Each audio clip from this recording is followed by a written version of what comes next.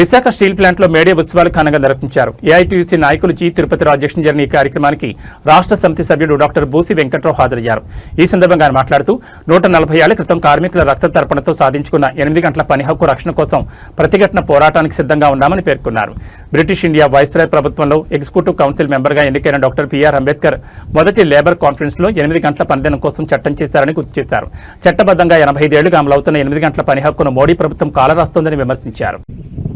భారతదేశంలో ఈ 8 గంటల పనిదినం చట్టబద్ధం కావడం కోసం doctor Babasaheb Ambedkar British India గవర్నమెంట్లో వైస్రాయ్ లేబర్ కౌన్సిల్లో ఆయన సభ్యుడిగా ఉన్నప్పుడు నవంబర్ 27, 28 తేదీ 1942లో జరిగినటువంటి మొదటి ఇండియన్ లేబర్ కాన్ఫరెన్స్లో భారతదేశంలో 8 గంటల పనిదినం చట్టబద్ధమైంది.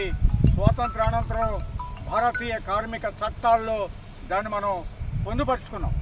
నిన్నటి వరకు ఈ 8 గంటల పని దినానికి ఏ విధమైనటువంటి ఇబ్బంది లేదు. కానీ ఈరోజు ఎన్డీఏ ప్రభుత్వం బీజేపీ నరేంద్ర మోడీ గారు పారిశ్రామికవేత్తలకి ఉడుగు చేయడంలో భాగంగా కార్మిక చట్టాలన్నింటినీ రద్దు చేసి 4 లేబర్ కోడ్లుగా పెట్టి అందులో ఒక కోడైనటువంటి ఎన్విరాన్మెంట్ సేఫ్టీ అండ్ హెల్త్ కోడ్లో ఉన్నటువంటి క్లాజ్ నెంబర్ 25 ప్రకారం పని గంటలని ఈ 10 నుండి 12 గంటల వరకు పెంచుకునే సౌకర్యాన్ని యాజమాన్యానికి ఇచ్చారు.